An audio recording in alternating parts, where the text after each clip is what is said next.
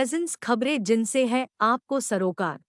Routine vaccine से मिलने वाली इम्यूनिटी कैंसर से लड़ने में सक्षम। रिसर्च शोधकर्ताओं ने दावा किया है कि बचपन की वैक्सीन से एक प्रोटीन एंटीजन को खतरनाक ट्यूमर की कोशिकाओं में पहुंचाया जा सकता है ताकि शरीर के इम्यून सिस्टम को कैंसर के खिलाफ प्रभावी ढंग से रोका जा सके। Bacteria based intracellular delivery ID system salmonella के नॉन टॉक्सिक फॉर्म का इस्तेमाल करती है, जो सॉलिड ट्यूमर कैंसर सेल के अंदर होने के बाद इस मामले में एक वैक्सीन एंटीजन नामक दवा जारी करता है। फ्रंटियर्स इन इम्यूनोलॉजी जर्नल में प्रकाशित एक पेपर में मैसाचुसेट्स एमहर्स्ट विश्वविद्यालय में केमिकल इंजीनियरिंग के प्रोफेसर नील फोर्ट्स ने कहा, ऑफ शेल्फ इम्यूनोथेरेपी के रूप में यह बैक्टीरियल सिस्टम कैंसर मरीजों की एक विस्तृत रेंज में प्रभावी होने की क्षमता रखती है। यह रिसर्च लीवर, मेटास्टेटिक ब्रेस्ट और अग्न्याशय के ट्यूमर सहित इलाज में मुश्किल कैंसर से निपटने का वादा करता है। टीम ने एक पेटेंट के लिए आवेदन किया है और कुछ सालों के भीतर क्लिनिकल ट्रायल शुरू करने के प्रयास में एफडीए की मंजूरी लेने की योजना बनाई है। मधुमेह रोगियों को हृदय रोग से मृत्यु का खतरा दोगुना क्यों होता है?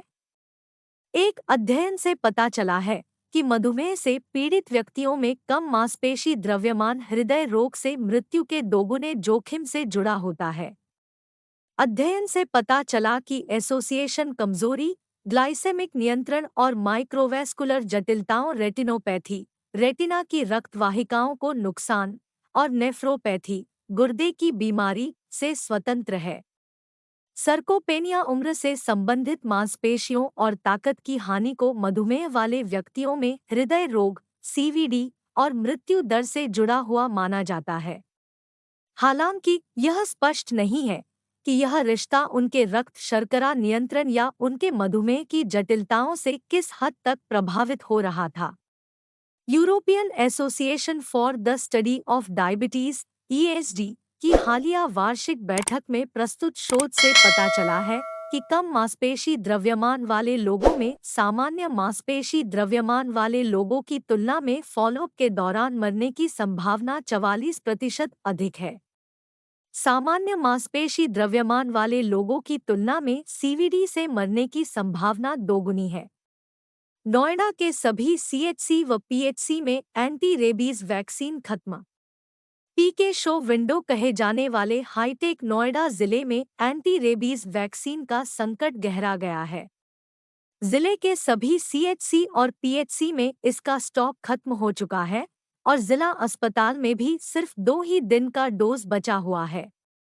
वैक्सीन की आपूर्ति का हाल यह है कि 2 कंपनियों में से एक कंपनी ने वैक्सीन देने से मना कर दिया है।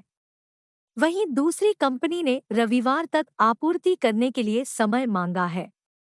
यूपी के शो विंडो कहे जाने वाले हाईटेक नोएडा जिले में एंटी रेबीज वैक्सीन का संकट गहरा गया है।